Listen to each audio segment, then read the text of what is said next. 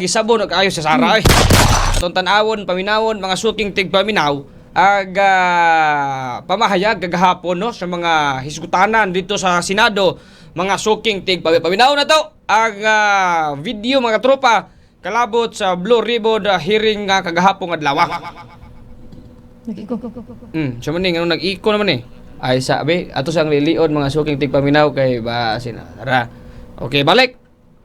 Yung mga projects dapat ma-protection na ng community, ngunit ang nangyari, kabaligtaran. Kanina po, binabanggit ko na marami na kaming kinausap na mga ehensya ng ating pamahalaan.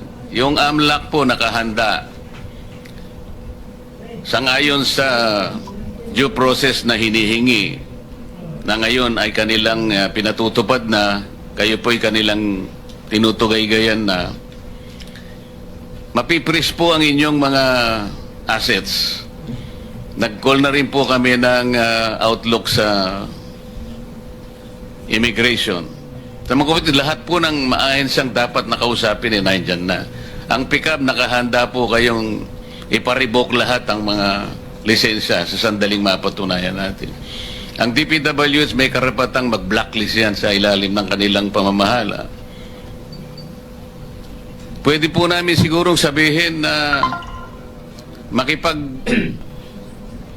makipagtulungan na kayo. Sa tingin namin, kayo naman ang hindi most guilty. So siguro pwede nating pag-usapan na sa ngayon, iniisip namin, baka para lang maingganyo kayo makipag-cooperate.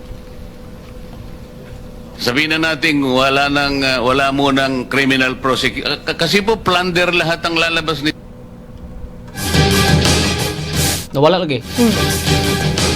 So, putol to katropang Jonathan. So kani sila pasakaan og kaso nga plunder kung minun ta og plunder katropang Jonathan kaning pag-acquire og mga butang ba nga si tawag ani kaning pag-acquire og mga butang kaning with force ba.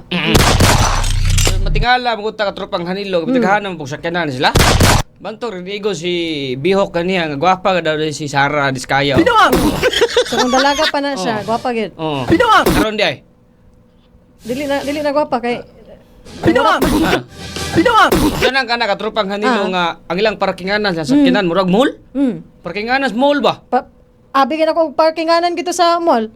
Abi po nako. So gani sa kining pag-interview po sa usa ka anchor po katropang Jonathan nga 40 ganito ka mga luxury Sakyanan. cars. Pero ang iya lang gilista po during sa hearing sa Senado 28 pero ang nakita po sa mga senators po katropang Jonathan adunay 30. Pero ingon niya ang duha ka mga luxury cars gipanag-iyahan sa ilang kumpanya. Wow.